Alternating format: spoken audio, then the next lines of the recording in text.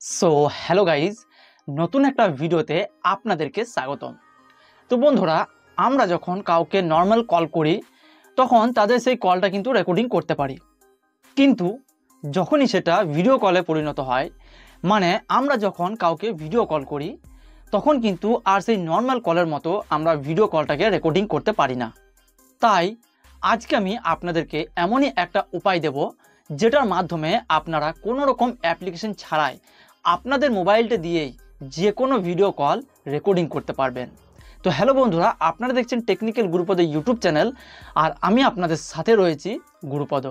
তো ভিডিওটা শেষ পর্যন্ত দেখুন, তাহলে কিন্তু আপনারা বুঝতে পারবেন যে কি উপায় করলে আপনাদের ভিডিও কল রেকর্ডিং করতে পারবেন।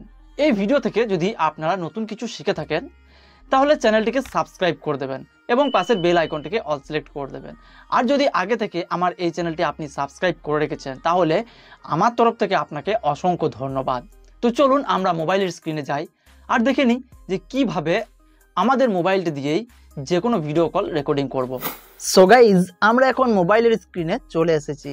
তো আজকে যে কাজটি আমরা শিখব, মানে কোনো রকম অ্যাপ্লিকেশন ছাড়াই আমরা আমাদের মোবাইলে ভিডিও কল কিভাবে রেকর্ডিং করব অডিও সমেত। তো চলুন ভিডিওটা আমরা শুরু করি। তো বন্ধুরা, প্রথমে আপনারা আপনাদের মোবাইলে যে নোটিফিকেশন বারটা রয়েছে, যেখানে আপনাদের নেট, তারপর রয়েছে ফ্লাইট মোড, যে অপশানগুলো আপনাদের ওপরে রয়েছে, এই অপশানটাকে আপনারা অন করে নেবেন। এবং এখানে আপনারা একটু লক্ষ্য করে দেখবেন, কোথাও না কোথাও দেখবেন স্ক্রিন রেকর্ডিং বা এস ক্যাপচার এরকম কিছু একটা অপশান কিন্তু থাকবে। তো সিম্পলি আপনারা যে স্ক্রিন রেকর্ডিং বা এস ক্যাপচার যে অপশানটা রয়েছে সেটার উপরে চাপ দিয়ে ধরবেন। একটু চাপ দিয়ে ধরলে সেটিংসটা কিন্তু ওপেন হয়ে যাবে।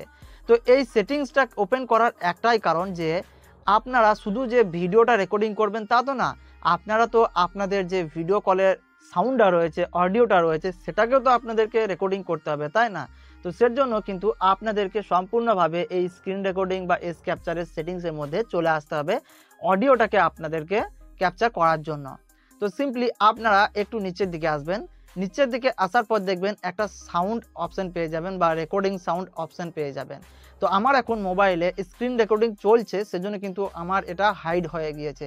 তো এর আগে কিন্তু আমি আপনাদের জন্য স্ক্রিনশট তুলে রেখেছি, তো সেটাকে আমি আপনাদেরকে দেখিয়ে দেব।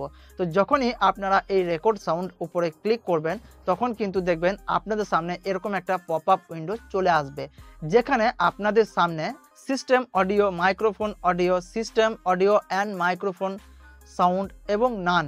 তো এগুলোর মধ্যে থেকে আপনারা এই যে system audio and microphone sound যে অপশানটা রয়েছে এটার মধ্যে ক্লিক করবেন।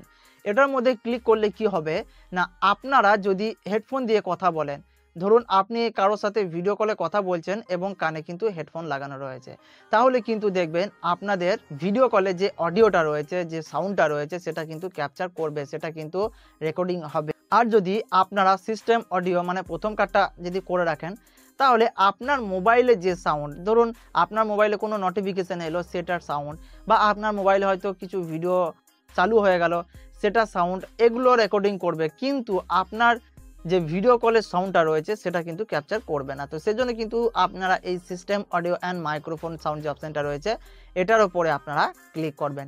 এই সেটিংসটা করে নেওয়ার পর যখনই আপনারা কারোর সাথে ভিডিও কলে কথা বলবেন তখন আপনারা সোজা এখান থেকে এই নোটিফিকেশান বারটা অন করবেন এবং এস ক্যাপচারে ক্লিক করে বা আপনাদের স্ক্রিন রেকর্ডিংয়ে ক্লিক করে কিন্তু স্ক্রিন রেকর্ডিংটা চালু করে দেবেন। তাহলে দেখবেন আপনাদের মোবাইলে যে ভিডিও কলটা এসেছে সেই ভিডিও কলটা রেকর্ডিং হবে, ভিডিও সমেত এবং অডিও সমেত রেকর্ডিং কিন্তু হয়ে যাবে এবং পরবর্তীকালে কিন্তু সেটাকে আপনারা যে কোনো জায়গায় কাজে লাগাতে পারবেন।